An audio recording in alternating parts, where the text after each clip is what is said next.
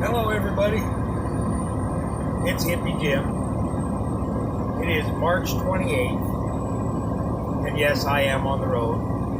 As you look at my surroundings, I am in the cab of a truck. As usual, I am a driver by profession. Even though I may not be delivering food goods or supplies that you may use in your everyday life, I am still a driver. But I'm becoming more and more angry every day as this COVID-19 crisis continues. I've got my travel permit stating that I am an essential worker to the infrastructure of this nation. And that kind of bothers me a little bit, because I'm noticing there's must be lots of essential workers out here in their personal cars and their personal RVs and their recreational vehicles out here on the road with me. I've heard the stories and seen a few of the posts on Facebook, about lighter traffic and, restaurants and bars and salons, places like that being closed. Okay, I have noticed a few, yes, I will admit that, okay? When I go into the truck stop, I have to keep a minimum 6-foot distance from anybody in that store. We are no longer allowed to get our own coffee. We have to ask an employee to go ahead and get us a cup of coffee.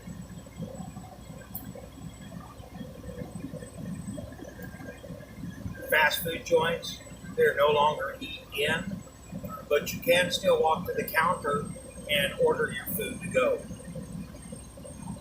No different than I was doing before. We're all on a time schedule. We've got an electronic logging device that we have to adhere to. So my time is precious. Go in, grab my food to go. I get back in the truck and I eat it while I'm driving down the road. And thousands and thousands of men and women just like me do the same thing. But standing in line this morning, waiting to pay my $5.46 for 2 small cups of coffee, a conversation erupted behind me about essential workers. And it happened to be a young lady or young man that was questioning another driver, asking that driver why he believed he was such an essential part of the country that he had to be out here on the road. Listen, we don't have to be out here on the road. Okay, I don't consider myself or the thousands of men and women out here behind the wheel just like myself, I don't consider us essential. At this point, we are a luxury. And it's only a matter of time before each and every one of us realizes that we are just a luxury. To make life a little bit easier for those that would like to go to the store to buy groceries or cleaning supplies, things that we can't find out here at the truck stops. Okay?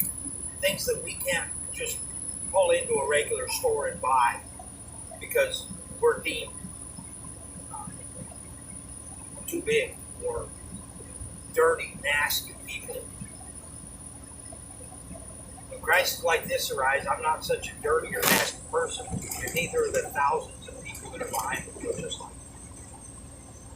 And I've been seeing an outcry of thank you to the truck drivers medical personnel and the first responders, listen, that's awesome. That is cool beyond belief. But we're all just a luxury people. Sooner or later, something's going to happen or things are going to arise where we won't be able to do this again. The medical personnel are getting sick. Thousands of men and women like myself don't know whether or not we've been infected or been around other infected people. We have no clue. It doesn't show up for X amount of days, and I don't know the numbers on that. But listen, I'm glad that everybody's thanking people like myself and all the first responders, the janitors, and the medical personnel. Because we all need it. Everybody needs praise. It makes every one of us feel like we're capable of doing something larger than ourselves and being a part of it. It makes us feel warm and fuzzy on the inside. Well, I'm not so warm and fuzzy today. I see a lot of people out here on the road that aren't essential, that aren't even a luxury. They're just out driving around to drive around. It looks like people are on vacation. They're acting as if nothing is going on. We can't bury our heads in the sand. This is going on a worldwide basis, not just a national basis. This is worldwide. These cities and counties and states are invoking laws, and they're calling them ordinances. Either way you look at it, an ordinance, a law, it's a fucking law. It's written in black and white. They're asking all of us, or those that can, to please stay home. And only a few are listening. Only a few are paying attention to that. And the way I see it, this is a soft governmental imprint that is going on. They've asked us to do it. They're not telling us to do it with force as of yet. But if people continue to not pay attention to what is going on around them, and people don't practice self-isolation, sooner or later, and believe me, it will happen sooner or later, our government will step in and enforce these laws. And then what are we going to do? Then we're going to hear the old boo-hoo, poor me stories. I can't leave my house because there's armed guards at the end of my street. I can't go into work and make money because there's armed guards standing at the end of my street or at the doors of my work. I can't put gas in my car because there's armed guards guarding the gas. I can't buy a gallon of milk or get a carton of eggs. Listen, people, sooner or later it's going to happen. And I'm not trying to incite panic or fear. Take your heads out of the sand and look around to see what the hell's going on. It's not that hard. But this pandemic, it's got me scared, not only for myself, but the numerous people that I come in contact with on a daily basis. Not to mention my own wife, my kids, and my grandkids. Because there's no telling if I'm taking a virus home or not. I don't know if I've been infected. I don't know if I've been around anybody that's been infected. All I do know is I am practicing washing my hands.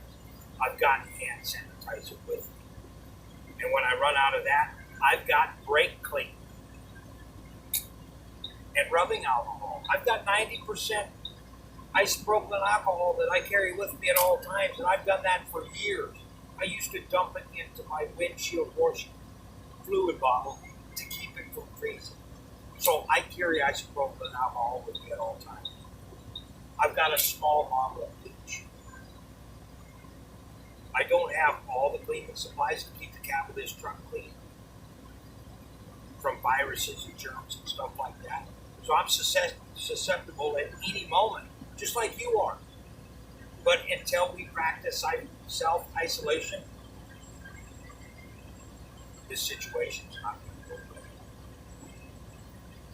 I'm sorry if I'm alarming everybody, or if I sound like an asshat, because believe me, I feel like an asshat.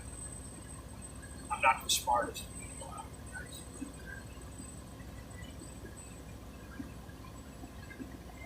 But I want to look out for myself and my family. So let's all start practicing self-isolation.